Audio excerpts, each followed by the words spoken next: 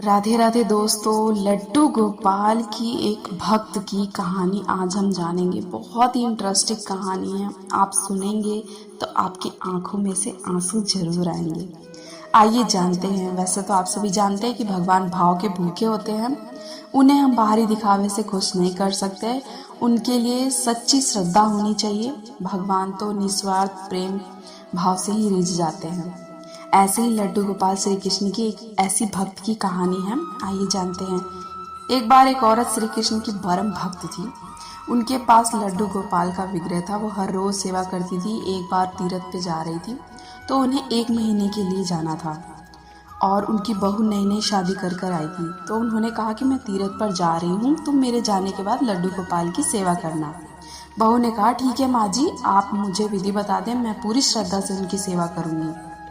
उसकी सासू माँ कहने लगी कि बहू, सुबह सबसे पहले ठाकुर जी को स्नान कराना, उसके बाद उनको सुंदर वस्त्र, आभूषण, बांसुरी, मुकुट, इत्र लगाना और उसके बाद ठाकुर जी को दर्पण दिखाना।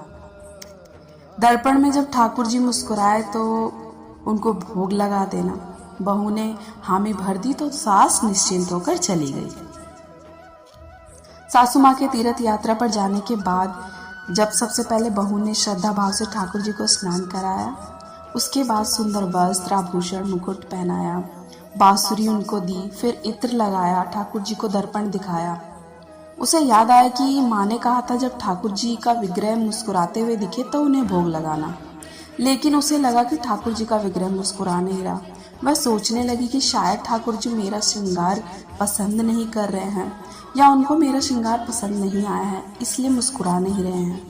उसने ठाकुर जी को फिर से स्नान कराया और श्रृंगार की सारी विधि फिर से दोहरा दी। लेकिन उसे हर बार यही लगता था कि ठाकुर जी मुस्कुरा नहीं रहे, जरूर मेरे श्रृंगार में कोई कमी आ रही है।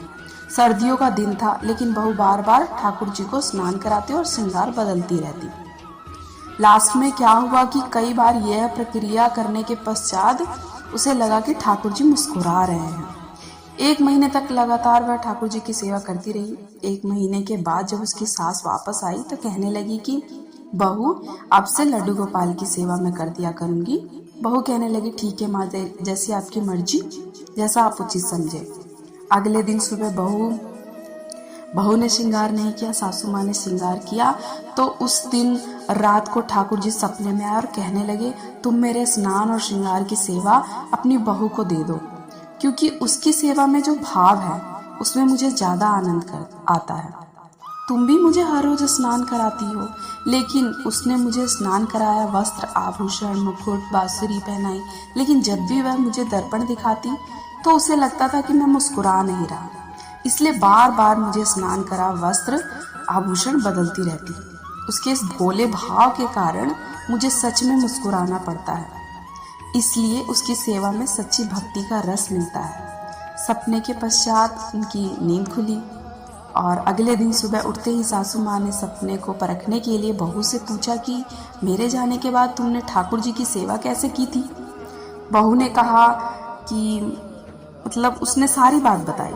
सासू से कहने लगी कि तू धन्य है, तेरे कारण मुझे भगवान ठाकुर जी ने सपने में दर्शन दिए।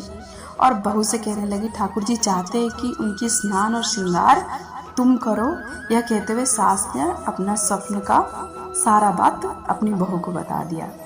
इसलिए तो कहते हैं भगवान की सेवा सच्चे भाव से करनी चाहिए, क्योंकि वे सच्चे भाव से रिझते हैं, बाहर दिखावे से नहीं। कई लोग बोलते हैं कि मेरे पास मुकुट नहीं है, मेरे पास ये नहीं है, हम सेवा नहीं कर पाएंगे। आप सब प्यार से सिर्फ स्नान करके 4 वक्त का भोग ही लगा दीजिए, वही बहुत है। राधे राधे दोस्तों, वीडियो को लाइक, शेयर, सब्सक्राइब जरूर कीजिएगा। मिलते हैं नेक्स्ट वीडियो में।